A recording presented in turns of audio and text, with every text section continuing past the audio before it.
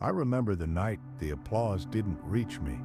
It was loud, deafening even, but it stopped at the skin. It never made it inside.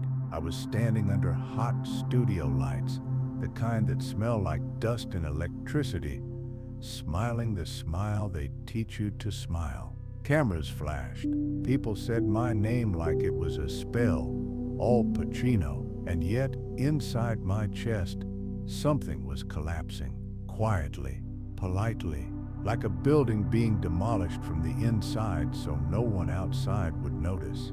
Let me tell you the truth, they never put in the headlines. Fame didn't save me. It almost erased me. I grew up learning how to listen to silence, to the pauses between words. In the South Bronx, silence could be dangerous, but it was also honest. You learned who you were when no one was watching. Hollywood taught me the opposite. It taught me how to exist only when eyes were on me. Here's the first thing no one tells you. Success doesn't arrive all at once. It creeps in, slowly. And by the time you realize it's changed you, it's already rearranged the furniture of your soul. The night I won my first major award, I went home alone. The door clicked shut behind me. Final, heavy. The apartment smelled like stale coffee and old paper.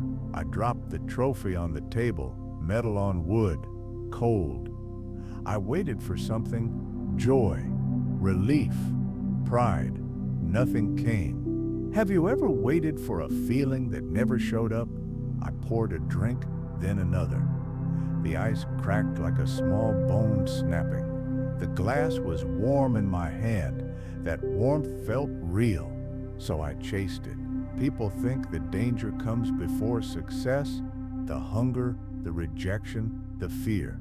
They're wrong. The real danger comes after, when everyone tells you you've made it and you're terrified they're all wrong. On screen, I was intense, alive, unforgettable. Off screen, I felt hollow. I'd stare at my reflection in hotel mirrors, the lights buzzing faintly above me, and I'd wonder which version of me would walk out that door. The actor, the legend, or the scared kid who believed talent was the only thing keeping him alive. Every role took something, a gesture, a breath, a memory. I told myself that was the price of art. But late at night, when the city hummed outside my window and sirens echoed like distant regrets, I wondered how much was left to give. Here's where the fear sharpened. I realized I didn't know how to stop. I said yes to everything. Scripts stacked up like unopened letters. Praise became background noise. I needed louder roles, darker roles. I needed to feel something, anything, even if it hurt. Alcohol helped until it didn't. It blurred the edges, softened the questions, but it dulled the joy. Food lost its taste. Laughter sounded rehearsed. Silence stopped being peaceful. It became judgmental. There was a night, this is the part I usually avoid, when I sat alone on the floor, back against the couch, the carpet rough under my fingertips. The room smelled faintly of spilled whiskey. I remember thinking, if this is the peak, I don't want it. Would you have admitted that? With the world calling you a success? That thought scared me more than failure ever had. The collapse didn't come with a scandal. No headlines, no sirens, just exhaustion. From being on all the time, from being expected, from being consumed. I felt like a well everyone drank from, but no one refilled. Then came the moment that changed everything. A script sat on my table for weeks. I avoided it, not because it was bad, because I was afraid I'd disappear into it and not come back. One night, rain tapping against the window like a nervous heartbeat, I opened it. The paper smelled of ink and dust. I read the first page, then the second, and I stopped. Not because it was bad, because it was honest. It asked something simple and terrifying. Who are you when no one's watching? That's when I understood the lie I'd been living with. Fame doesn't protect you from emptiness. It amplifies it. It gives it a stage, a microphone, a spotlight. I stepped back. People noticed. Rumors started. He's losing it. He's finished. I let them talk.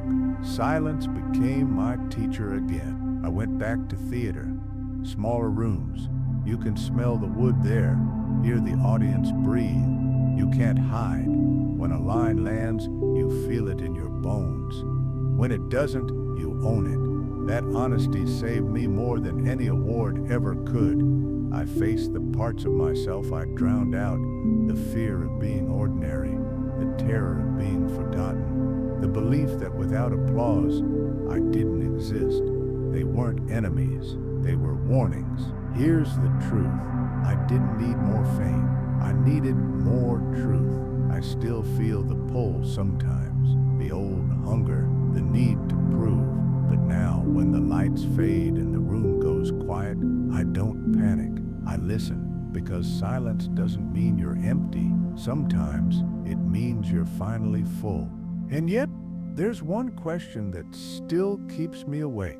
Who would I have become if I hadn't stopped when I did? I don't know. And maybe that's the point.